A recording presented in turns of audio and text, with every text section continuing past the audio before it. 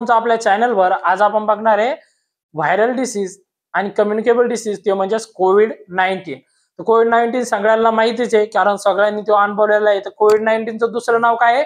Corona virus 2019. कारण तो 2019 मध्ये आला होता चायनामधून वुहान सिटी मधून डिसेंबर 2019 मध्ये. तर ध्यानात ठेवा. त्याचा आपण बघूया आता एजंट कोण आहे.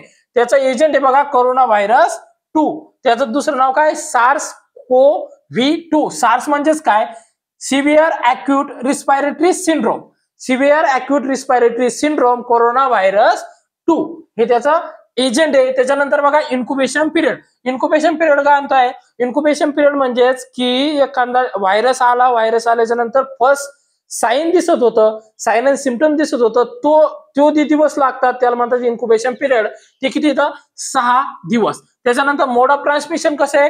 ड्रॉपलेट ट्रान्समिशन आणि एअरबॉर्न ट्रान्समिशन म्हणजेच रिस्पायरेटरी ट्रॅक थ्रू. स्नीजिंग केली, कपिंग केली तर ते आपल्या इन्फेक्टेड पर्सनचं काय होतंय, जे जंतू येतं, व्हायरस येतो, काय करायचा? एअर मध्ये स्प्रेड व्हायचा. मग ती एअर काय करायची? ती एअर काय व्हायची? हेल्दी पीपलच्या कॉन्टॅक्ट मध्ये जायची, तर मग तो तसा स्प्रेड व्हायचा. तसा त्याचा मोड ऑफ ट्रान्समिशन आहे. त्याच्यानंतर बघा sign and symptom. Sign and symptoms मध्ये नॉर्मल साइन अँड सिम्पटम्स आहेत fever, cough, shortness of breath, sore थॉट आणि फटीग. त्याच्यामध्ये सगळ्यात इम्पॉर्टंट म्हणजेच ब्रीथिंग प्रॉब्लेम होत होता बघा. तर ते ध्यानात ठेवा. त्याच्यानंतर डायग्नोस्टिक टेस्ट. डायग्नोस्टिक टेस्ट मध्ये काय आहे? RRT-PCR. RRT-PCR म्हणजेच काय? Real time reverse transcription polymerase chain reaction. त्याचं दुसरं नाव काय आहे? मॉलिक्युलर टेस्ट आणि सेरोलॉजिकल टेस्ट. ते आपण करत होतो. त्याच्यामध्ये कोणता सॅम्पल कलेक्ट करत होतो? ते म्हणजे नेझल आणि थ्रोट स्वॅबचं सॅम्पल घेत होतो. त्याच्यानंतर बघा त्याची मॅनेजमेंट मध्ये हँड हायजीन येत होती. आपण त्यावेळेस कोणती पण प्रोसिजर करायच्या अगोदर हँड हायजीन करत होतो.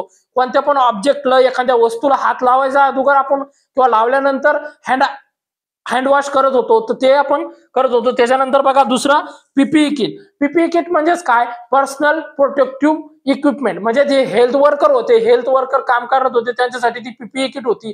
त्याच्यामध्ये गाऊन, मास्क, हँड ग्लोव्ह, कव्हर सगळ्या गोष्टी इन्क्लूड होत्या त्या पीपीई किट मध्ये. ती व्हेअरिंग करायची होती. त्याच्यानंतर बघा रिस्पायरेटरी हायजीन. रिस्पायरेटरी हायजीन मध्ये मेन म्हणजे आपण गावाकडे काय करत होतो? मास्क वेअर करत होतो. त्याच्यामुळे रिस्पायरेटरी जे मोड ऑफ ट्रान्समिशन आहे त्याचं ते कंट्रोल करत होतो बघा.